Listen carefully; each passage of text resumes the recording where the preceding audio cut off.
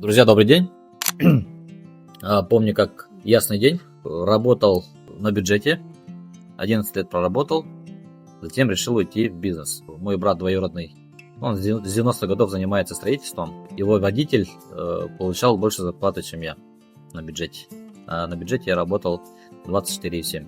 Уговаривал, что нужно заняться полезным делом, быть полезным обществу. Мы в 2020 году организовали именно Шишкин дом. Дом 6х6 и банька 4х4. В первые годы, конечно, когда начинаешь, много ошибок. Мы ошибку смотрели как точку роста. Так, работа с клиентами, очень важно коммуникация, общение. Нужно узнать потребность клиента. Нужен подход тщательный. Так, компания более опытная. Так, и что сейчас требует, это аккредитация в банках. Сбербанк, Россельхозбанк, ВТБ, Алмаз-Аргентбанк, и так далее. Миссия компании звучит так. Вечное наследие коренится в наших зданиях. Это означает то, что мы строим дома не сегодняшним клиентам, а детям наших клиентов.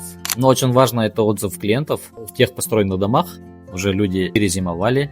Это очень важно в нашем крайнем севере, скажем так, чтобы дом был теплый, светлый и было комфортно жить. Мы даем на 5 лет гарантию на фундамент, на короб с кровлей, и плюс есть рекламация. Официально работаем с 2020 года, а так строить начали с 2014 года. Все азы знаем, и самое главное то, что мы не повторяем свои ошибки.